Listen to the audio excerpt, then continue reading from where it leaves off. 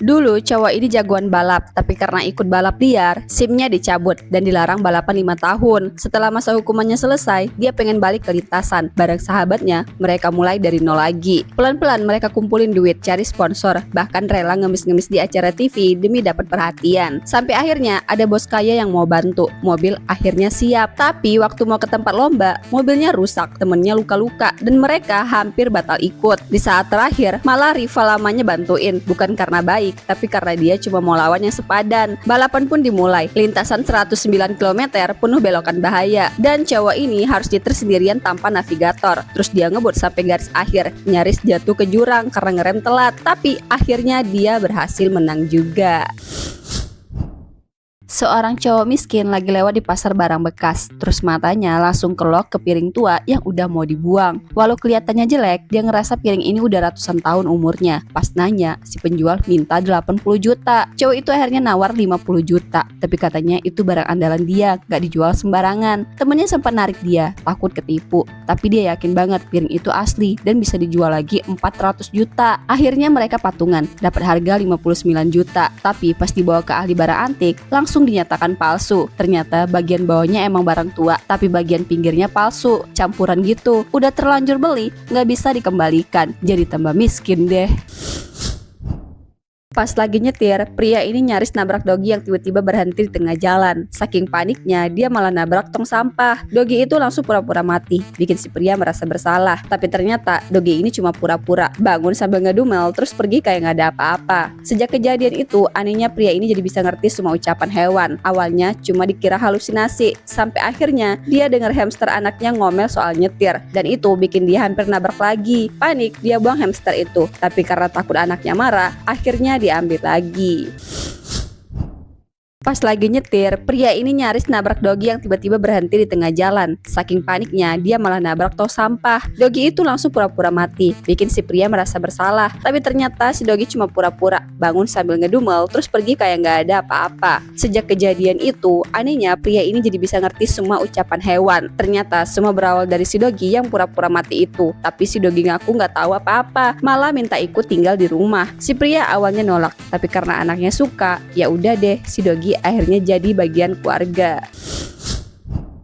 Bocil ini punya lemari ajaib yang bisa hidupin mainan, dan boneka mini suku asli ini yang pertama kali dia hidupin. Boneka mini ini pengen punya rumah sendiri, si bocil bantuin, tapi pas lagi ngumpulin alat, si mini diserang burung. Untung si bocil punya ide, dia hidupin mainan dokter. Si dokter ngasih perban, lukanya sembuh, tapi buat bangun rumah butuh kapak. Si bocil hidupin mainan kesatria, colong kapaknya, dan kembalikan dia ke lemari. Pas pulang sekolah, rumah si mini udah jadi, tapi tinggal sendirian tuh sepi. Si bocil coba hidupin boneka lain, malah kakek-kakek yang langsung tewas karena kaget lihat si bocil. Akhirnya si bocil kubur dia dan hidupin rusa buat si mini berburu.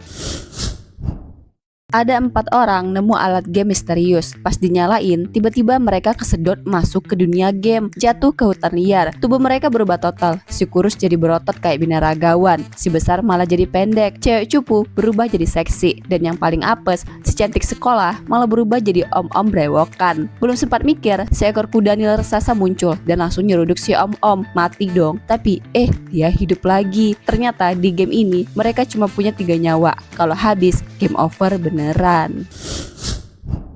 Pria ini pengen hidup enak tanpa kerja capek, kayak almarhum bokapnya. Makanya dia niat banget cari pasangan kaya raya. Sasarannya tante 55 tahun, janda kaya raya, nggak punya anak dan punya aset miliaran. Demi narik perhatian, dia pamer gaya di kolam renang. Dan akhirnya dia sukses bikin tante itu jatuh hati. Hidup si pria sekarang langsung berubah. Hidupnya mewah banget.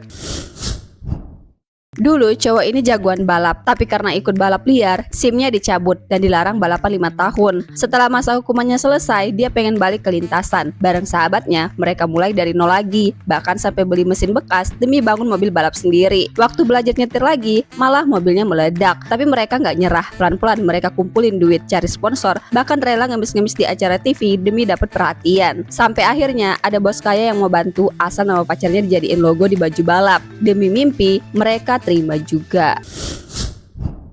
Bocil ini punya lemari ajaib yang bisa hidupin mainan. Dia hidupin boneka suku aslinya dan beneran hidup. Dia pun akhirnya nulis semua ini di tugas sekolah. Gurunya sampai geleng-geleng. Nah, dia kasih tahu juga temennya. Temennya pun penasaran. Dia hidupin koboi. Koboinya beneran hidup. Mabuk naik kuda sampai jatuh. Untung si bocil sigap. Tapi konflik dimulai. Koboi dan si suku berantem sampai akhirnya mereka diajak ke sekolah dan hampir ketahuan guru. Untung bisa pura-pura jadi mainan lagi. Mereka jadinya nggak ketahuan deh. Ajaib banget, bocil ini punya lemari yang bisa ngehidupin mainan. Nah, boneka suku asli Mini ini berhasil dia hidupin pakai lemari itu. Ngelihat si Mini nggak pakai baju, bocil ini masukin tenda mainan ke dalam lemari. Keluar-keluar, jadi tenda beneran. Dan si Mini tidur di sana. Tapi bocil ini makin penasaran. Dia masukin banyak mainan lain. Akibatnya, mereka semua hidup dan berantem di kamar. Si bocil buru-buru masukin mereka lagi ke lemari, biar jadi mainan lagi. Dan akhirnya, cuman si boneka suku asli itu doang yang dia hidupin. Ajaib banget, pintu lemari ini bisa ngehidupin mainan. Taruh boneka plastik, tutup pintunya, pas dibuka lagi dia berubah jadi manusia beneran. Nah, pas ulang tahun, kakaknya bocil ini ngasih dia lemari tua itu. Awalnya si bocil ogah-ogahan, tapi pas temennya ngasih hadiah mainan kesayangannya, boneka suku asli, malamnya si bocil ini iseng naruh boneka itu ke dalam lemari. Tengah malam, lemarinya goyang sendiri. Pas dibuka, boneka itu udah jadi manusia beneran. Awalnya si manusia Mini ini waspada banget, bahkan keluarin pisau. Tapi setelah ajak ngobrol, akhirnya dia luluh mau keluar dari lemari. Bocil ini punya lemari ajaib yang bisa hidupin mainan. Dia hidupin mainan Mini suku aslinya dan mainan koboi. Beneran hidup dong. Besoknya dia mau jodohin si mainan suku dengan boneka cewek. Tapi si suku nolak, katanya dia udah akrab sama koboi, nggak kesepian lagi. Mereka akhirnya nonton TV bareng. Tapi pas nonton film penjajah, si suku ngamuk, tembak TV dan malah kena si koboi. Si bocil panik, tapi bisa diselamatin pakai dokter mainan lagi. Akhirnya si bocil sadar, mereka punya hidup sendiri. Harusnya nggak egois narik mereka ke dunia manusia. Dengan berat hati, si bocil balikin mereka ke lemari. Tutup, buka, mereka jadi mainan lagi.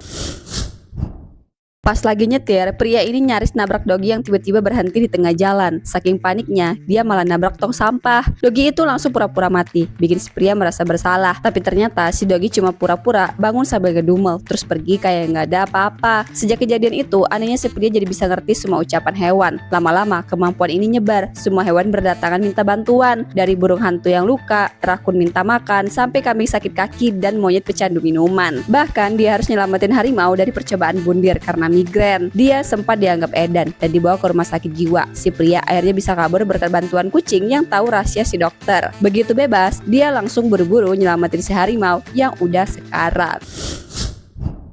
Pria ini iseng ke lelang, ada lukisan tiruan dijual murah, tapi dia curiga ada yang aneh. Dia pengen beli, tapi uangnya cuma 9 juta. Untung ada bos baik hati tambahin 3 juta biar bisa beli. Lukisan itu dibawa ke ahli. Pas dibuka-buka, ternyata di balik lukisan tiruan itu ada lukisan asli zaman dulu yang nilainya tembus miliaran. Bahkan langsung ditawar 1,5 miliar. Tapi si cowok nggak jual. Dia bilang ke bos yang bantu tadi, karena si bos bantuin dia 3 juta, lukisan ini dia jual ke si bos cuma 500 juta. Jadi dari 9 juta dia dapat 500 juta dan sekarang dia malah jadi tajir.